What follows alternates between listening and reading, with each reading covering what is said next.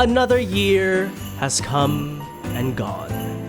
2024, of all its wins and losses, right? We did it together, and I am happy about the journey that we have undergone, my dear chat. I am happy about the adventures that we have undergone. Many of them, in fact, we have undergone so many of them, and now we shall look back. We shall celebrate the wins. We shall mourn the losses together at the MontmontGame Awards. So here in this little mock awards show that we do, we award things like best game, best protagonist, right? Best villain, stuff like that. But there's also some world premieres, kind of. I show a Square Enix premiere, never before seen. Only at MontmontGames can you find the Kingdom Hearts 4 trailer. No, here I'll tell you what we're going to be working on next year, right? Some of the games that we are planning on working on next year that'll be super fun and exciting, as well as some other things that we've been working on, right? So sit back, relax, let us take a look at our 2024 together. This is what the award looks like, by the way, chat. This is what the award looks like, by the way. All of the winners will be sent this golden statue of me, okay? Digitally. And they must put in their credit card information to receive it. Okay, so firstly, a look through our year. Right? Also, there may be spoilers to these games, so just be wary of that. Okay. January to February, we worked on Baldur's Gate. January, Final Fantasy 3. January, February, Final Fantasy 4. January, February, we worked on the story mode and through the tower endings for Tekken 8. We played What Remains of Edith Finch in February. Final Fantasy VII Rebirth came out late February, right? And we played that all throughout March and into April. Resident Evil 3 we played in March. We played the Rising Tide DLC for Final Fantasy 16 in April. We played Outlast 1 in April. We played Resident Evil 5 April and May. We played Final Fantasy 5 April to May. We played, we taste tested Dave the Diver in April. We played Resident Evil 6 from May to June. We did a DLC day in May, and we played Outlast Whistleblower. May, June saw us in Final Fantasy 6. May, we played Raji. June began Resident Evil 7. And then this is when we had our sim day, right? Where we played a whole bunch of sim games. So one of them is the Bee Simulator, Surgeon Simulator, Bus Simulator. And this is also when we began Stardew Valley and our little Stardew Valley farm. June to July, we were watching through Dissidia. July began Final Fantasy Type 0. July, Resident Evil 8 Village. July, September, we were working on Resident Evil 1. July to August, we were working on Stranger of Paradise. July, August, we played Zao. August, September, we were working through a lore playthrough of Kingdom Hearts 1. September to October, we were working on the behemoth Elden Ring. September, we did the Mortal Kombat 1 Chaos Reigns DLC. October, we did a whole bunch of horror games, and one of them was Outlast 2. This is also when we began Resident Evil Code Veronica. And Halloween saw us in Little Nightmares with me as Jack Baker. November had us in The Last of Us Part 1. November, December, we began Ace Attorney, Phoenix Wright. November to December, Resident Evil Revelations 1. which we recently finished and we still have not done a review for. December, we taste tested Balatro. And finally, we were in Elden Ring Shadow of the Erdtree DLC. In 2023, my dear chat, we only did 19 games. We only did 19 games in 2023. 2024, we hit that 3-4, chat. 34 games! 34 games in 2024, plus 10 DLCs. Holy cannoli, chat. Holy cannoli. That is a whole lot of games we went through. A whole lot of games. So, for our first category, I have replaced the sexiest man with just a man of the year, right? Here are the noble nominees, the noble honorable mentions, I should say, of the past year. We ran into all sorts of these fellas, right? Look at all of them. Handsome gentlemen over here, right? We got, who do we have? Sam from Stardew Valley. We got Will Ravengard, Consort Radon below me, right? A whole slew of them.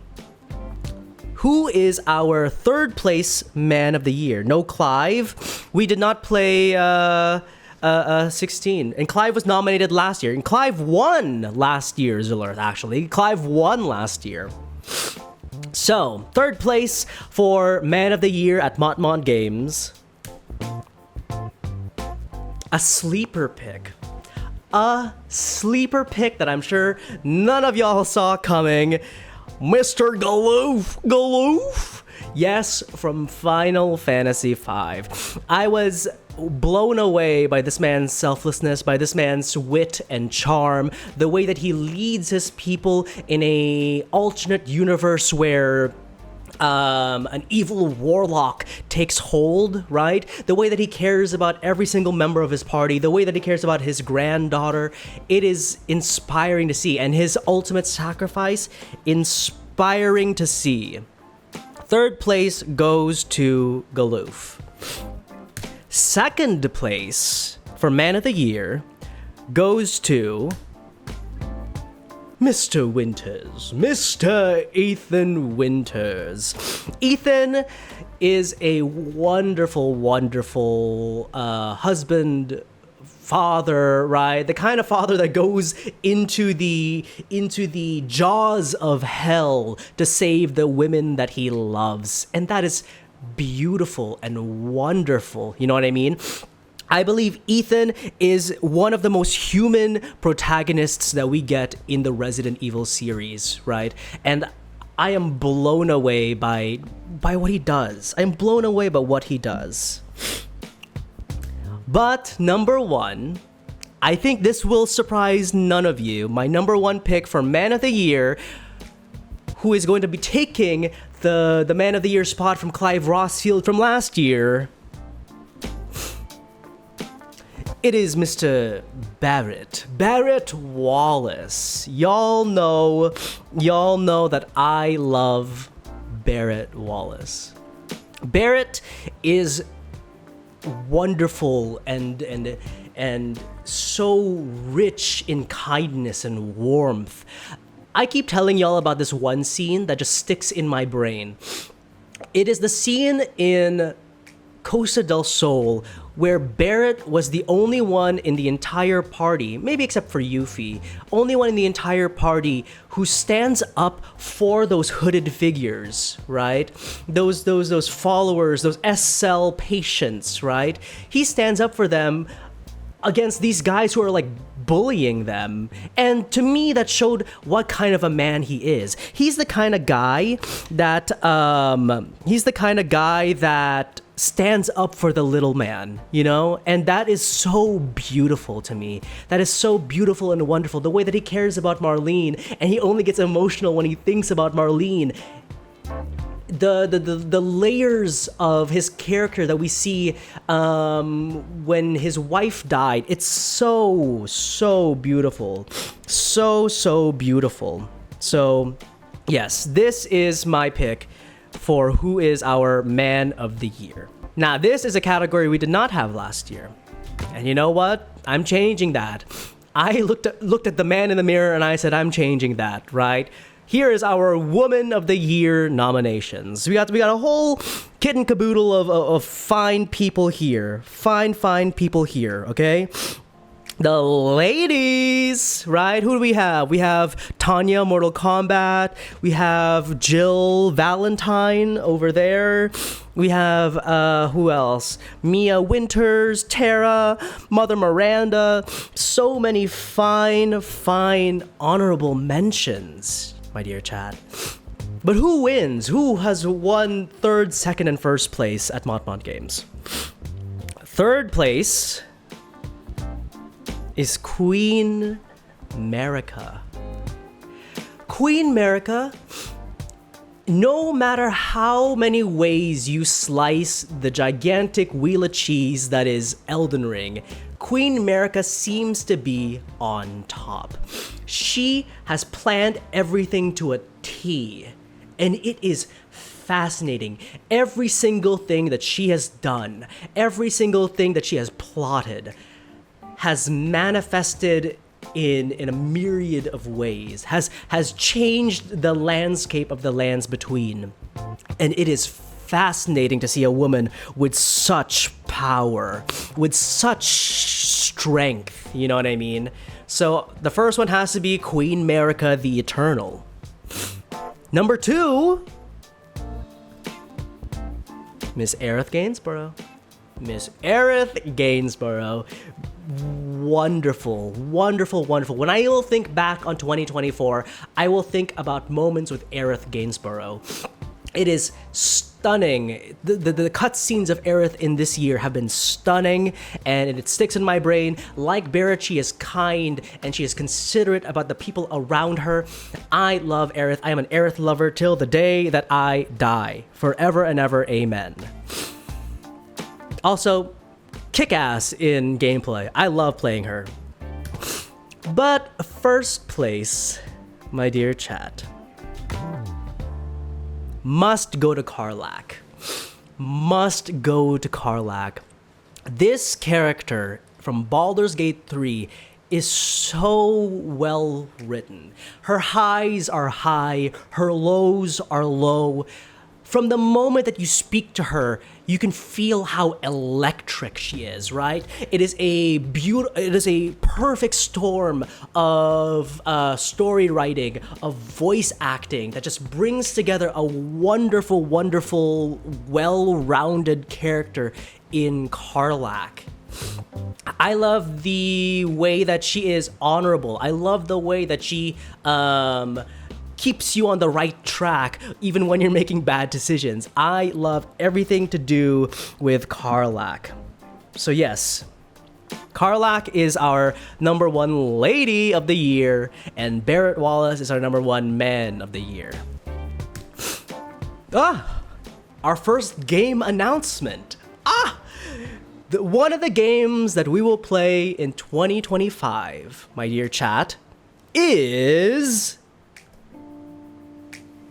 Final Fantasy XIV. Not a big surprise. I have been talking about playing Final Fantasy XIV throughout the year, and I have always said that Final Fantasy XIV will fit us in next year, because November and December, a weird chunk of time, because I have to, I'm Thanksgiving and then Christmas and all that stuff. Anyway, you will have me for a longer stretch of time from January onward, and so we will be sucking this free trial dry, my dear chat. Sucking this free trial dry. Now, in terms of the character that we're gonna make, I'm still gathering ideas of what we're gonna do, but it'll be super fun, super exciting. Another category, another award category. Who is the best pet at the MontmontGames Pet Show? We have Scratch, Baldur's Gate. We have Umaro, Final Fantasy VI. We have Sildra, Final Fantasy V. We have Angelo, the dog, our dog in our farm in Stardew Valley. And we have Torrent from Elden Ring. From Elden Ring! So, who is the best pet? Who is the pet of the stream of 2024, my dear chat? I must give it to Torrent. Torrent has been with us to hell and back, chat. Torrent has taken us to hell and back. So yes, I must give it to our pony, Mr. Torrent. Favorite gameplay. So this encompasses combat as well as just general enjoyment in playing the game, okay? Elden Ring, Baldur's Gate 3, Resident Evil 8 Village, Final Fantasy VII Rebirth, and Stardew Valley. Sleeper pick, I know. And my favorite gameplay-wise is Baldur's Gate. Baldur's Gate is a game that I can just keep coming back to over and over and over again, and I get something new each and every time. And to be frank with you, it is challenging. It gives me the same kind of challenge that Elden Ring does, right? It is wonderfully... the experience of playing Baldur's Gate is just so wonderful. So wonderful. My favorite ambience building though, right? So this is creating a world, and how fast am I sucked into it? How fast am I sucked into it? Elden Ring, Resident Evil 7, Resident Evil 8, Outlast 1, and What Remains of Edith Finch. 2 indie picks in this category. What is the ambiance? What is the world that has sucked me in immediately the moment that I stepped foot in it? It is Outlast 1. From the moment I set foot at Mount Massive Asylum, chat, I was in, I was scared, I was peeing my britches, chat. It was terrifying in all the most wonderful ways. I love the world that they have built, that Red Barrels has built. It is so well done, and I am terrified just even thinking about it. Another game announcement. What's another game that we're going to be playing in 2025, Mr. Monty? Mr. MontmontGames? Hades. We're going to be dipping our toe into this indie game at some point in 2025 when I can fit it into our schedule.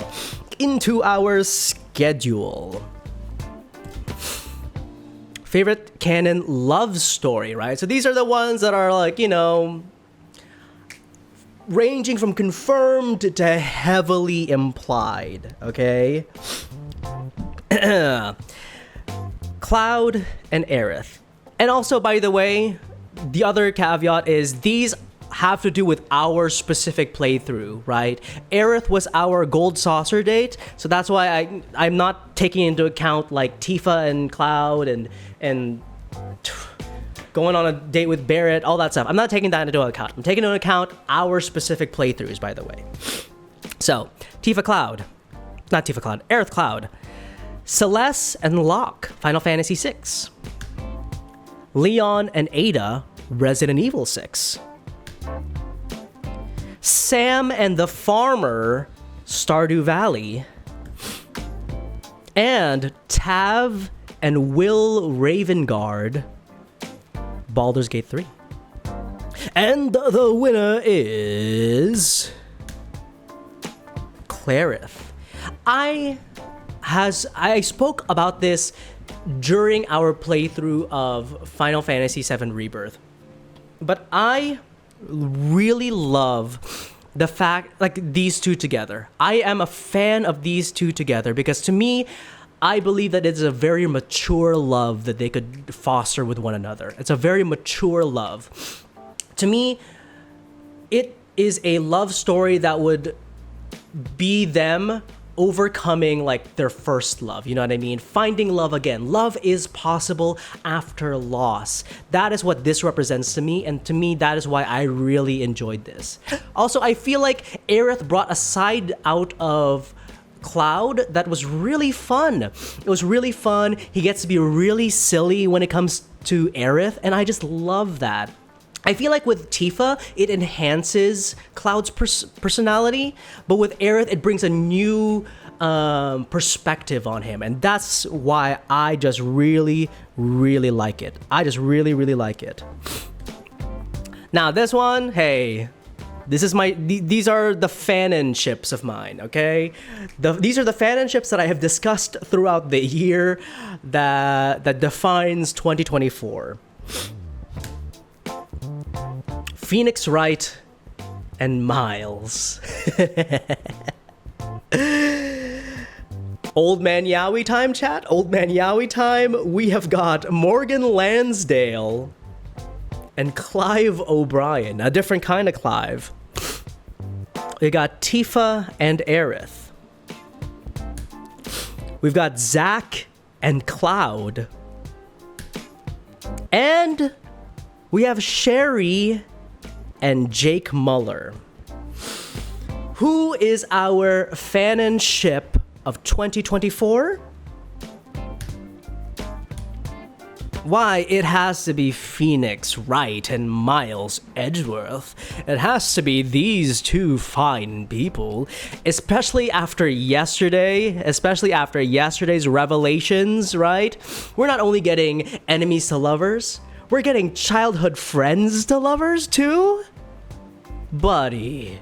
Oh, buddy. Oh, buddy, do they spoil us, chat? Oh, buddy, do they spoil us with these two? Ooh, buddy. Favorite narrative. Baldur's Gate 3. Elden Ring.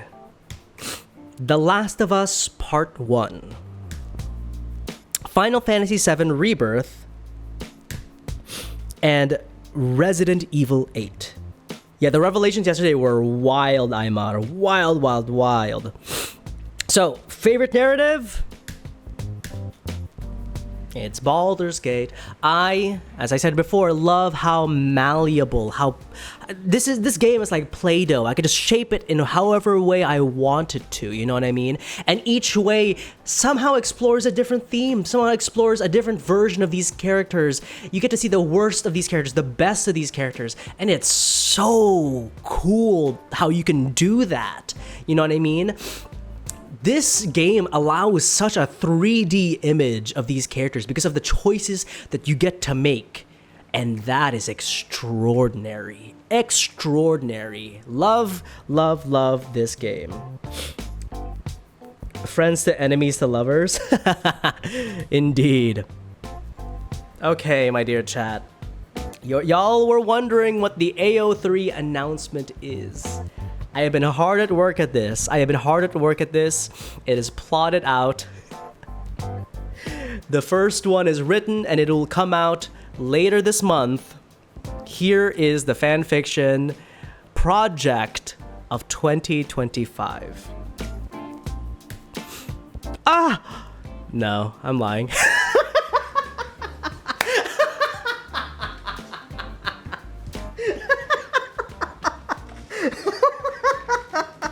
No. It is not the Final Fantasy 16 fanfiction. Unfortunately.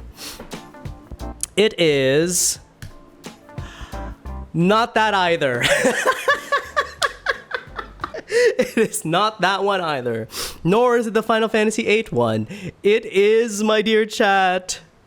Yes, it is not that one either. Still not Final. The fanfiction that we're working on, like I said, y'all are gonna think me crazy for this, but hear me out, okay? Hear me out. It is an Elden Ring fanfiction.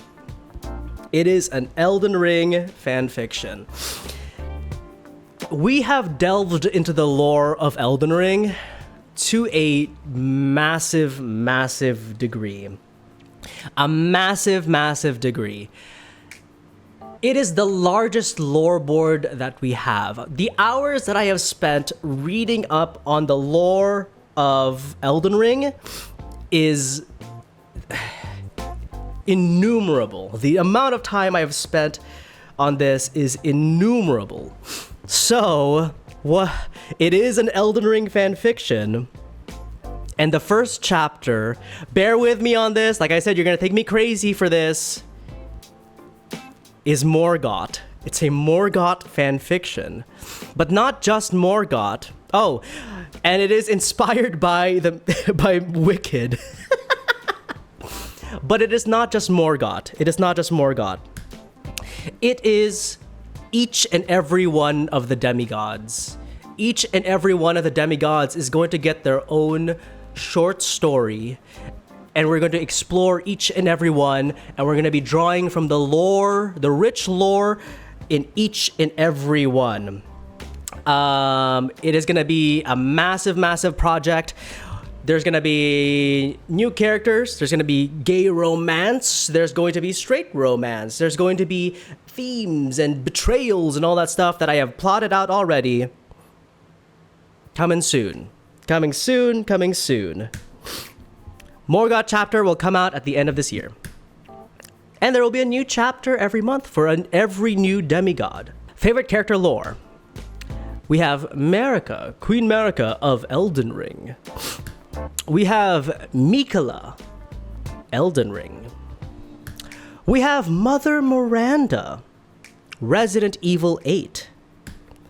We have Alracia from Final Fantasy Type 0. And we have Albert Wesker from Resident Evil 5-1, Code Veronica, everywhere else that he has been. Favorite character lore is Queen Marika.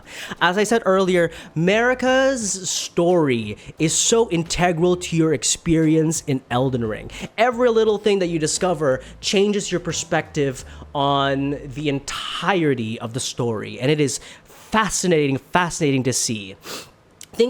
Small things about her life that you uncover have massive implications throughout, right? It is her children that you fight. It is her religion that you follow and then betray. It is her story, and we're just a part of it. So, that is America. Favorite game lore, though, right? We have Baldur's Gate 3, Elden Ring, we have Outlast, Final Fantasy VI, and Resident Evil 8 Village. Favorite video game lore, though, is Elden Ring. Elden Ring's lore, as I said, we've spent the most amount of time on Elden Ring's lore. Its lore is rich. It is well crafted.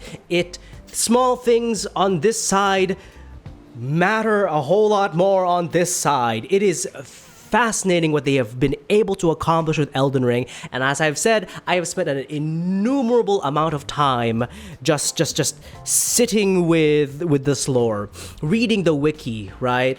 Studying these theories that crop up in our chat. It is a beautiful, beautiful thing, and I have loved every moment of it. This, like I said, the fanfiction will be a passion project. It is a project that like I said, know that nobody will give two shits about, but that's okay. It is a passion project because it is something that I have grown to love, and it's in my bones. It's in my bones, I must say. Favorite story moment? We have the final church scene in Final Fantasy VII Rebirth. We have No Promises to Keep, Final Fantasy VII Rebirth. We have A Father's Love, Ethan's Sacrifice in Resident Evil 8. We have Angel Jin, the Angel Jin cutscene in Tekken, so sick. And we have the Dissidia Final Battle. An uncouth collection. But my favorite story moment of 2024 does belong to No Promises to Keep. Walking city streets with worn cobblestones. Ah, so good, so good. I am stunned by this. This scene sticks in my mind in particular. And when I think back to our year of 2024, I am going to be thinking about this. This is going to be one of the scenes that will stick with me forevermore. Also, I will say, this song also did appear on my Spotify Wrapped, and for good reason. For good reason. Another game announcement. Another game announcement, Monty. Another game announcement. Well, what do you have for me? I'll tell you.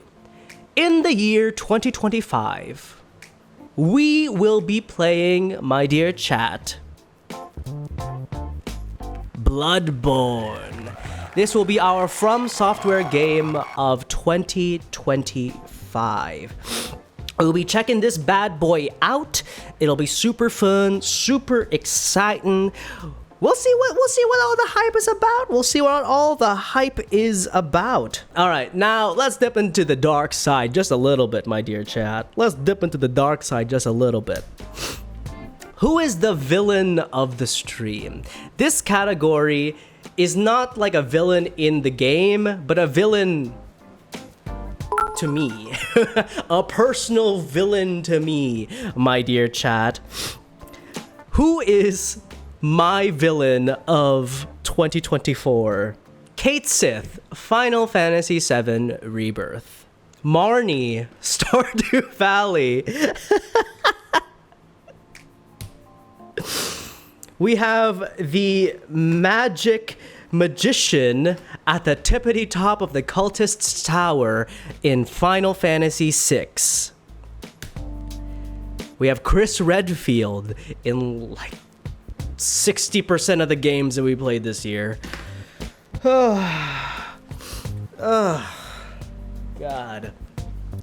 And we have, of course, the snake herself, Miss Tifa Lockhart. The villain of 2024.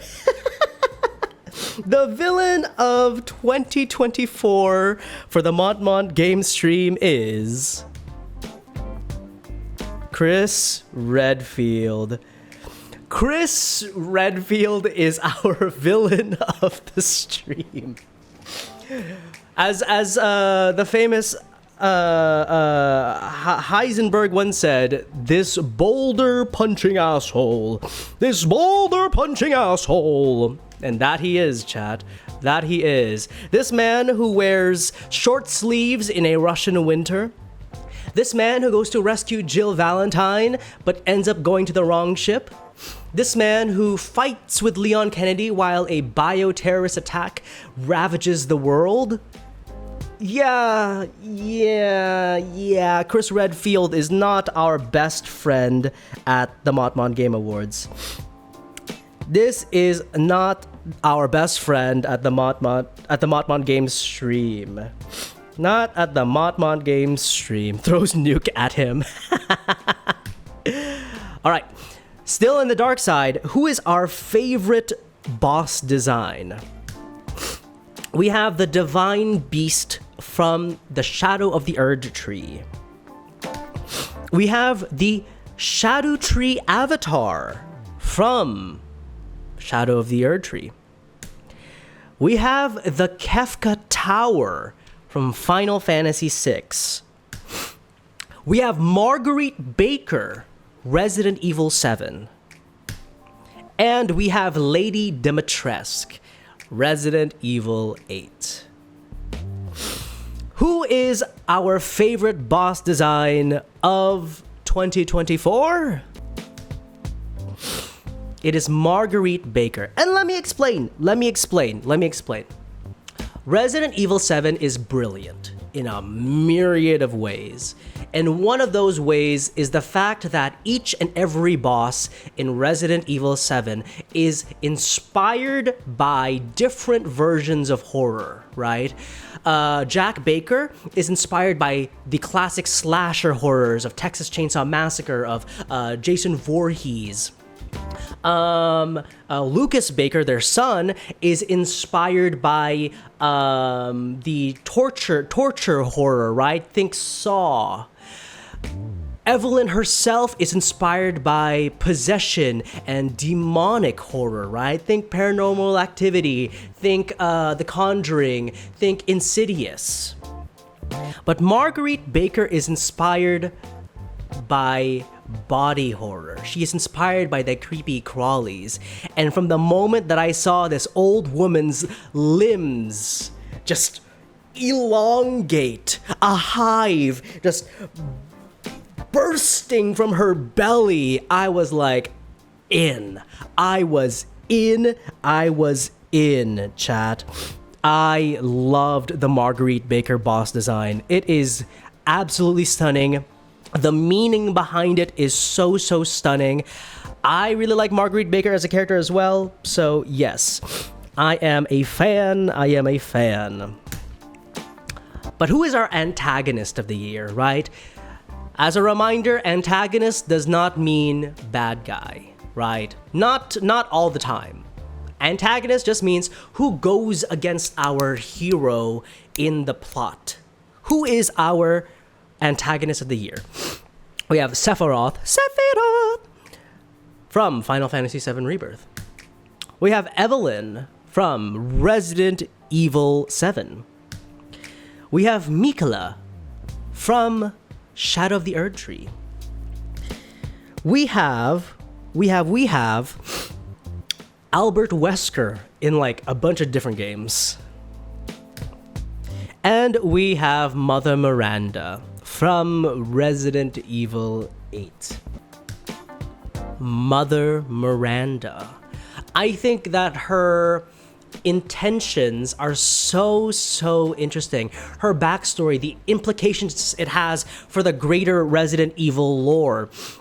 I love the fact that she is just a mother who is grieving, who's trying to find a way to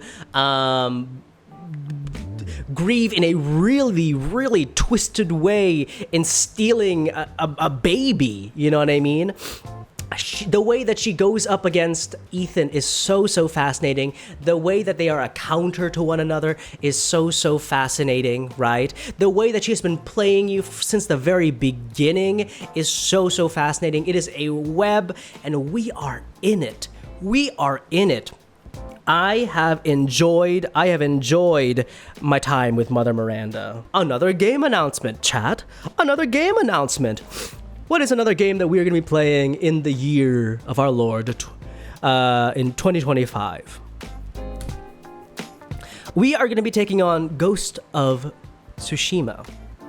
We're going to be taking on this game that the creator of Final Fantasy, Sakaguchi, says is his current favorite PlayStation game. We are going to be taking this bad boy on. The talk of the town. And we will be taking on, after that, the Ghost of Yotei, which is the sequel that is coming out this year as well. All right, we're coming near the end, chat.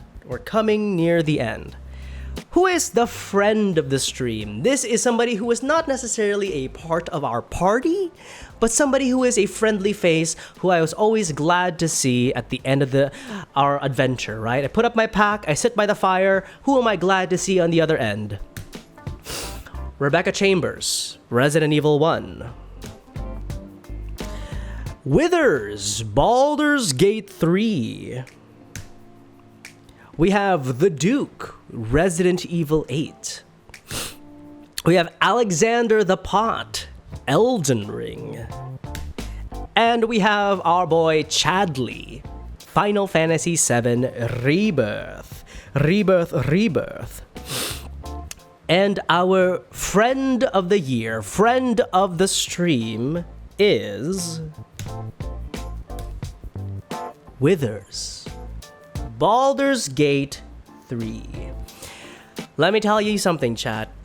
This man, hey, skeletal as he may be, is useful in a myriad of ways. The way he brings back your characters, the way that he just silently watches and guides you along with a gentle hand, the way that he has been on your side when nobody else was, is really cool. And the fact that under this skeletal visage hides a man who is all-powerful. Yeah, there's something about having a god on your side that's really, really exciting. OST of the year. OST of the year. We have Stranger of Paradise, Final Fantasy. We have Final Fantasy VII Rebirth. We have Elden Ring. We have Final Fantasy VI. And Final Fantasy Type 0. And our OST of the year is Final Fantasy VII Rebirth. Final Fantasy VII Rebirth. When I think about the Vincent's theme and how it twists and turns into his boss theme, when I think about No Promises to Keep, when I think about the final fight and how it continues to tease the Sephiroth theme, but not really quite giving it to you until the final moment. It is masterfully done. A little bit of Crisis Core thrown in there. I am in love. I love the 7 theme wafting in slowly while you're in the grasslands. I love the twang in the Cosmo Canyon. It is beautiful. Beautiful, beautiful, beautiful. It is a beautiful theme. And so I loved it. I had a great time in it. Now here are some of our best 2024 moments. This is not an award. This is just a look back at some of our best moments. Losing 6 hours of gameplay. As y'all have pointed out in the chat earlier, we lost 6 hours of gameplay in Final Fantasy VII Rebirth. Anyway, here's my Elden Ring build, Code Veronica. The many victories that we have undergone together, my dear chat, in Elden Ring, right? We got the Consort Radon, which we did earlier this week. We got Melania. That victory was crazy. The Renala victory was crazy. The Loretta victory was crazy. So many just absolutely chilling moments. Chilling moments. We got the cultist tower escape. I got to the top of this tower, chat, and everybody in the chat was saying, no, most people have to reload a save when they get to this point because it traps you. There's no way to get out. But through the power of belief, through the power of friendship, my dear chat, through the power of friendship, we persisted and we escaped without having to reload the entire game. It was extraordinary. And of course, the Dancing Queen jump scare done by Chris during Outlast, as I was crawling through this asylum, singing ABBA to comfort my old tired heart. Suddenly I hear the jump scare and I am blown to smithereens. Blown to smithereens. Another look back into our year. We have the boyfriends of 2024, my dear chat. Take a look at them. Take a look at these guys that you have voted for. This is your voice at work, my dear chat. This is your voice at work.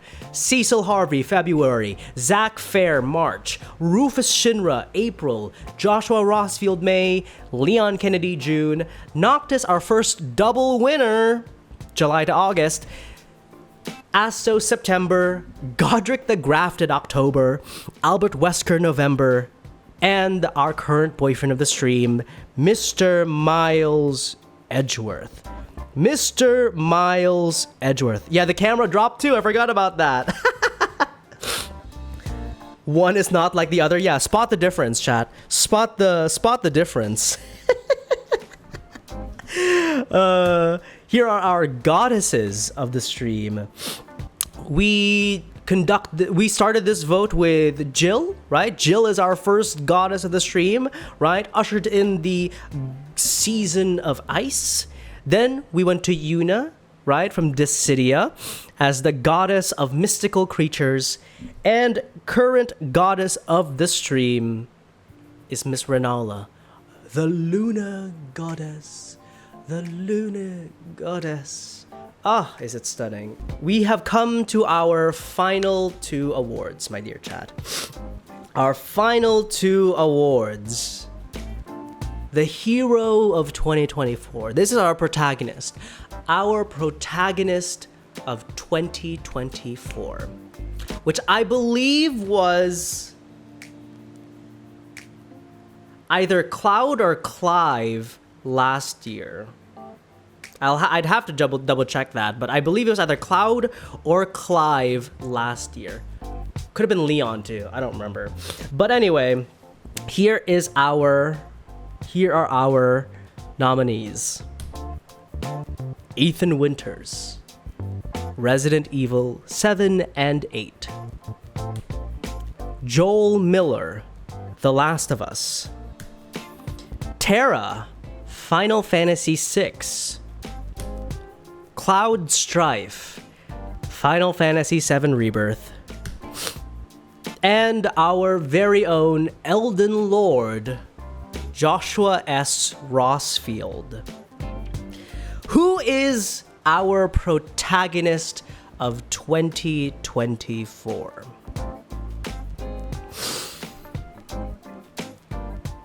It is Ethan Winters. It is Ethan Winters.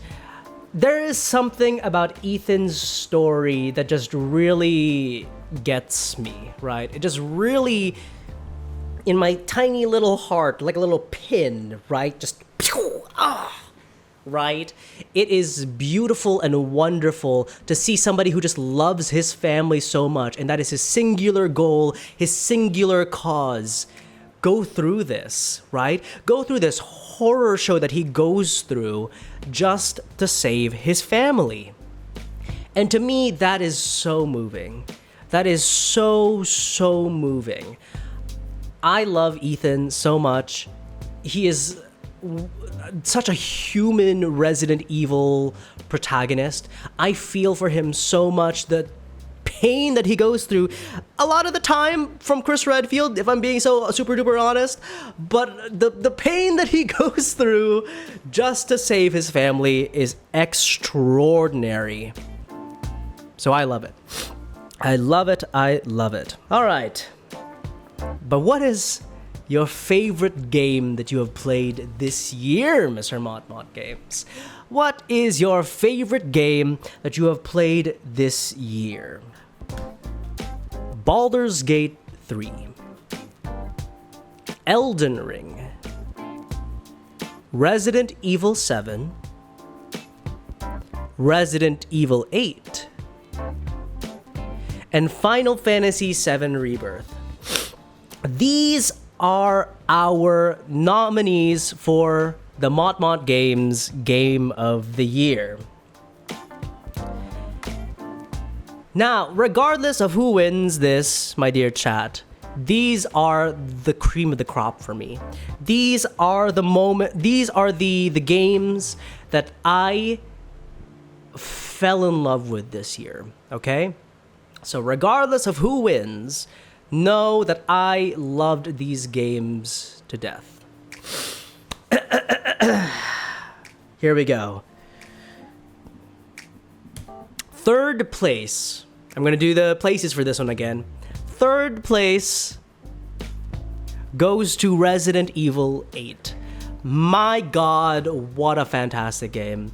My God, what a fantastic game. This is the only game, my dear chat, this is the only game in our roster that I have ever, from the moment that we finished our first playthrough to the week that it takes us to do a review, gotten the platinum trophy.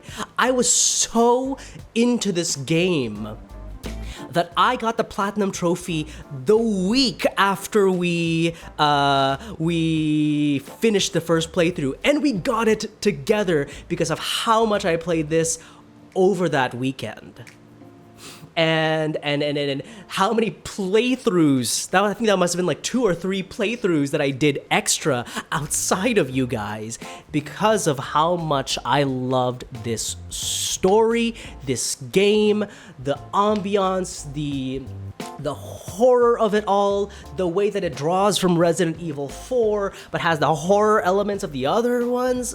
Oh, wow. Wow, wow, wow. Wow, wow, wow, wow, wow. Second place, my dear chat, my second favorite game that we played all year is Elden Ring. Wow, what a mountain. Wow, what a mountain this was to climb. But my God, what a rewarding journey it is. What a rewarding journey it is to beat these bosses, these fabled bosses that the gaming community talks about, a Melania, a Concert Radon, all of these bosses, being able to say that you've beaten them, I don't know, it adds a confidence in my step, you know, as a gamer. And it's wonderful. The story is wonderful. The lore is so deep and so wonderful to dive into, right? The layers upon layers upon layers that this game gives me is so cool. The RPG element is also really fun. The amount of different builds that I can do and how different they are. It is a beautiful, beautiful time. But I will say, my favorite game that we did play this year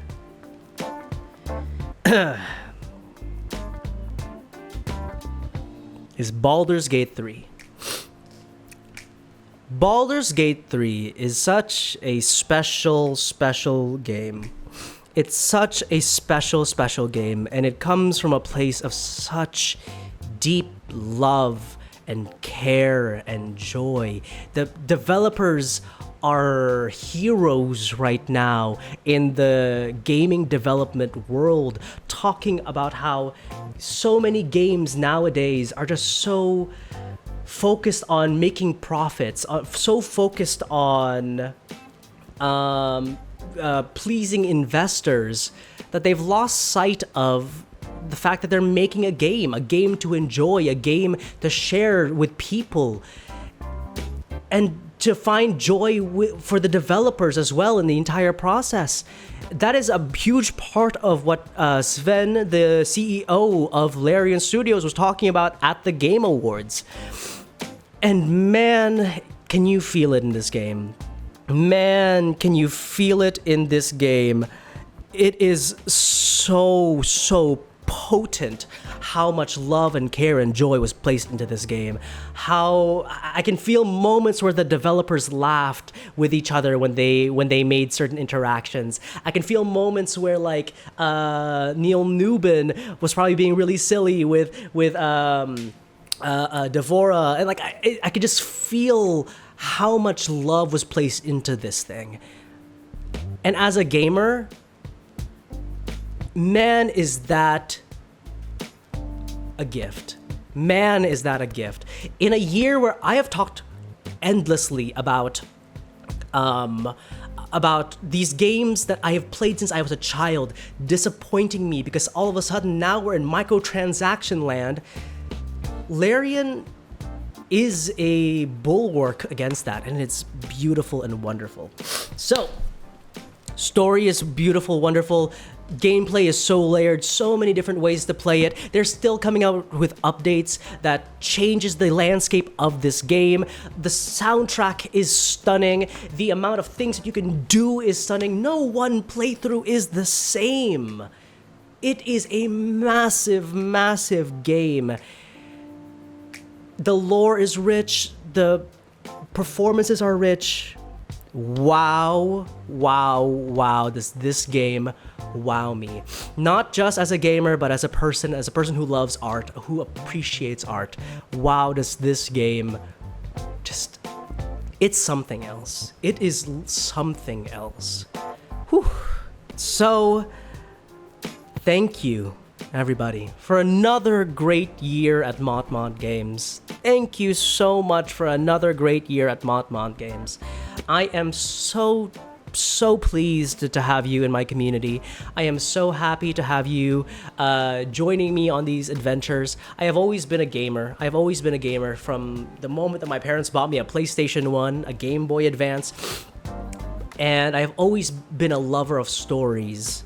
And getting to kind of nerd out with all of you guys and getting to just delve into this like side of myself, it is so rewarding. It is so rewarding, and to get to share theories with you guys, to get to find like-minded individuals who love these aspects of video games as much as I do. It is truly a heartwarming thing.